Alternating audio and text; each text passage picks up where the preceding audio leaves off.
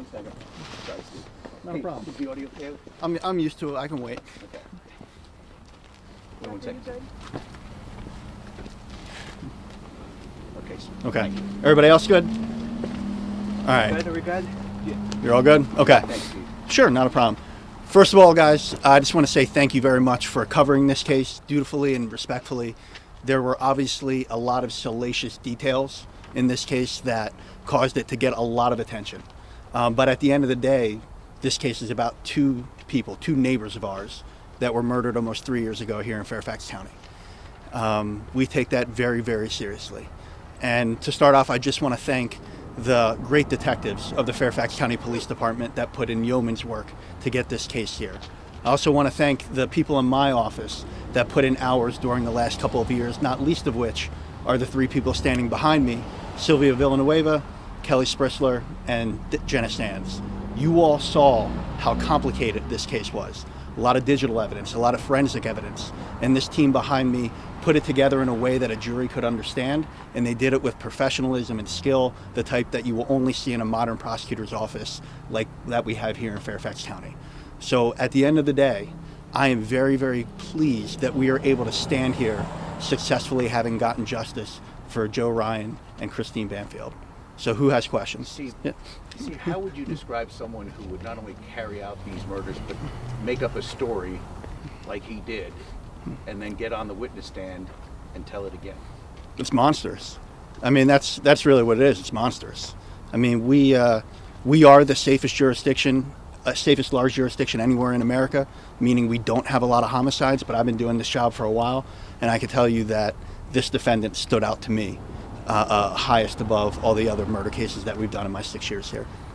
Steve, in Juliana's proffer, there were, obviously that was 4 hours long, there was a lot of details, and there was a lot that your office chose maybe not to get into. Talk about what you wanted to highlight for this jury, what you thought was needed to successfully prosecute this case, and maybe some things that you chose not to introduce as evidence.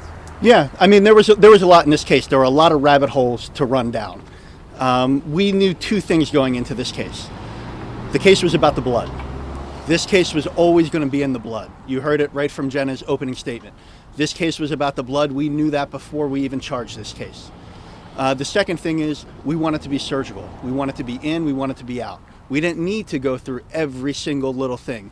We didn't want to confuse the jury. We didn't want to burden them. We didn't want to put them to sleep. What we really wanted is we wanted the high level stuff, and you saw that. You saw us focus on the blood. You saw us use Juliana or have Juliana come up there to give flavor to what happened in that room. And then we used the blood, we used the digital forensics, we used everything else to support that and give flavor to that. So I think we asked for 4 weeks, but as we got into this trial, we realized that we could do it much quicker and much more effectively than if we took all 4. How important was Juliana's testimony? You have the defense saying she has always maintained backing up Brendan Banfield until the very last minute here, and almost saying that you guys were too tunnel focused. Without Juliana's proffer, I mean, do you think we could have gotten to this result? I think we can. As a matter of fact, we were planning for it. If you take a look at the timeline of the case, we did not authorize charges against Brendan Banfield until after we got the blood analysis done. That is what we were waiting for. And it wasn't until 2 months after we got the blood and we indicted Brendan for these crimes that Juliana decided to proffer and cooperate with us. So we had planned to go forward with just the blood evidence and everything else, and we felt that even with that, we could have put this case on. Now, of course, as a prosecutor, if you have somebody in the room and they want to proffer, they want to turn state's evidence, you're not going to turn that down. You're going to investigate that. We did that proffer. She told us some things that we had not known. We did check on her story. We felt confident in that story, confident enough to offer her the plea deal that we gave her and put her on the stand as part of our case in chief. Can I ask Jenna a quick question? Just briefly. Yeah, Steve, let me get to Drew and then I'll... Did you get an opportunity to talk to Mr. Ryan and Christine's family? What did you say to them? I had before. I did not get a chance to today, and I'm always very hesitant to speak for the victims' families. I know that it was a very, very emotional day. I imagine that maybe we'll be speaking again in the future, but I hope that this verdict gives them some sense of peace and puts them somewhere on the path towards healing after this tragic homicide. Jenna, can I ask you a quick question? Sorry. Sorry? What's your message to Banfield's daughter? God, I mean, what do you say to a child in that situation? You know, I don't know if I have a message for her, but I have a hope for her. I have a hope that she spends the rest of her life with people who love her and know that there were people in this world who loved her. And I hope that she always carries that in her heart. Now, Bob, you had a question for Jenna? Yeah, Jenna. Yeah, sure. Take us through the strategy. It was talked about during the trial of arresting her first to get to him. Sure. Well, there was originally a belief that was born pretty early in the investigation that she was an accomplice of Mr. Banfield's, that there was a plan. As our detectives uncovered more evidence that supported the possibility of the plan, the idea was formed to arrest her based on the evidence that we knew we had, because it would be a successful prosecution, but also with the hope that she would end up seeing the light and coming to us with her story. It was something that we obviously had to wait quite a while for, and to be honest, had given up on at the time that we charged Mr. Banfield. We weren't going to wait anymore. We were providing her with the discovery that she needed to be able to defend herself in her case, and so there was no expectation that she would turn. It was just really happenstance that we were reached out to by her counsel that she was finally ready to talk. And You had a mentioned chance in your to question closing- him face to face. Sorry, say What again. was that like? You had a chance to question him finally on the stand I face did. to face. How do you describe him?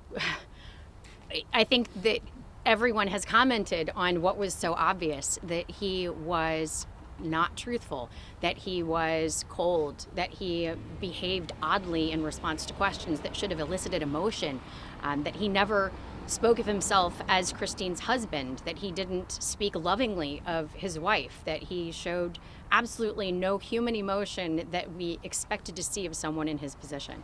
You Were you mentioned your surprised closing. that Brendan took this stand, and how do you prepare for? Sorry. You mentioned your closing how he wanted to be with Juliana, and hence the possible motive here.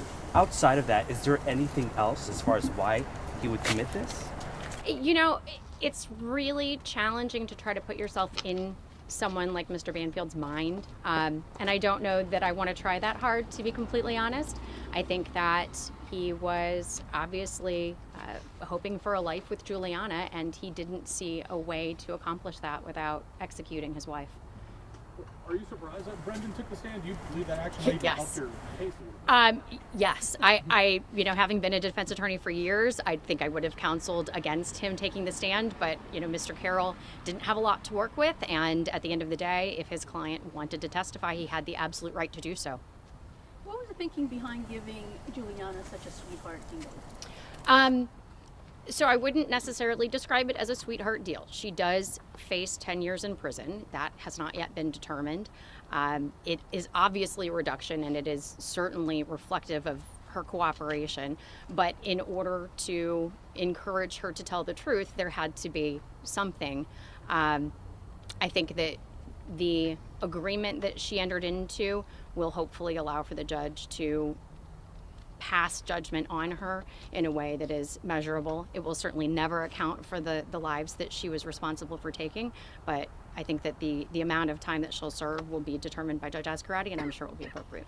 So she hasn't agreed to your recommendation? Correct. for The time judge is free to sentence her as she chooses within the statutory limitations. But it's 10 years, even the max is still a gift, right, for someone who's plotted and set up Christine and Joe Ryan. And there's a lot of violence in this murder. That is absolutely true.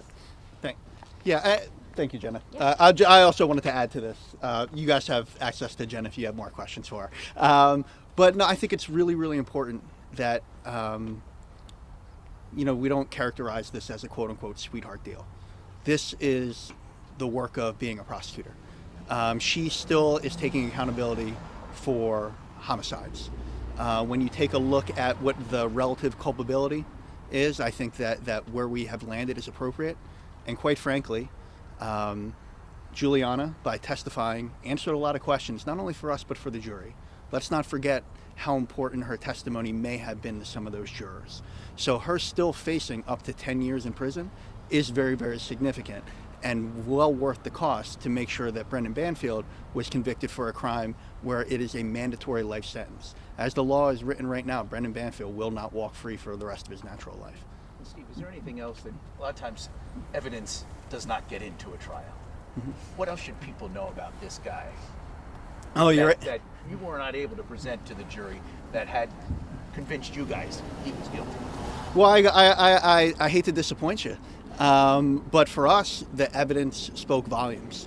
I mean, we got our evidence in, what we thought was important, and I think that, you know, in many ways, we're proud that we let the evidence speak for itself. So there's not really a lot of things that were outside the purview of the jury that led us to some kind of conclusion about what he did or what he did not do. We take a lot of pride, and we know the police take a lot of pride in following the evidence wherever it leads. What do you hope Brendan Banfield is sitting in there thinking about right now?